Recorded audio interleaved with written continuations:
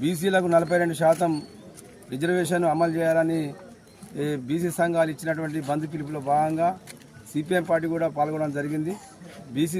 బీసీలకు 42% అమలు చేయాలని దాన్ని అసెంబ్లీలో తీర్మానం చేసినప్పటికీ ఇక్కడ అన్ని పార్టీలు దాన్ని ఆమోదం తెలిపినాయి. అందులో బీజేపీ కూడా ఆమోదం తెలిపింది. కానీ ఇక్కడ ఆమోదం తెలిపినటువంటి బీజేపీ పార్టీ మరి కేంద్రంలో మాత్రం అడ్డుకోవడం జరుగుతూ ఉంది.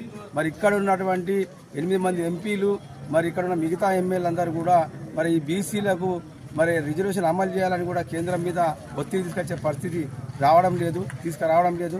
కాబట్టి బీజేపీ ద్వంద్వ వైఖరిని ఇక్కడ ఉన్నటువంటి బీసీ ప్రజలందరూ గమనించాలి.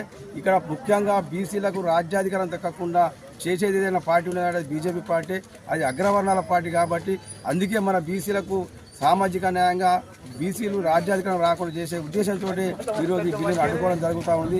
కాబట్టి మరి ఇక్కడ ఉన్న బీసీ ప్రజలందరూ కూడా మరి బీజేపీని వ్యతిరేకిస్తూ ఏ రకంగా అయితే ఆంధ్ర పాలకుల మీద తెలంగాణ ఉద్యమం సాగిందో అదేవిధంగా బీసీలకు రాజ్యాధికారం కోసం సాధించుకోవాల్సిన 42% రిజర్వేషన్ కూడా ఈ బీజేపీ పార్టీ మీద పెద్ద పోరాటం చేయాల్సిన అవసరం బీసీ ప్రజల మీద సందర్భంగా తెలియజేస్తూ రాష్ట్ర వ్యాప్తంగా బీజేపీ నాయకులు ఎక్కడ తిరిగినా బీసీ ప్రజలను అడ్డుకోవాలి.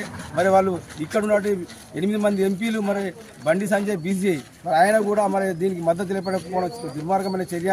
కాబట్టి ఆయన ఎప్పుడు చూసినా గుళ్ళు మసీదులు తప్పించి వేరే ముచ్చట్లేదు. ఇక్కడ మన బీసీ ప్రజలు మరి ఏ రకంగా కష్టాలు ఎదుర్కొంటారో మరి ఆయన మరి చూసి కూడా చూడనట్టు వివరిస్తున్న పరిస్థితి.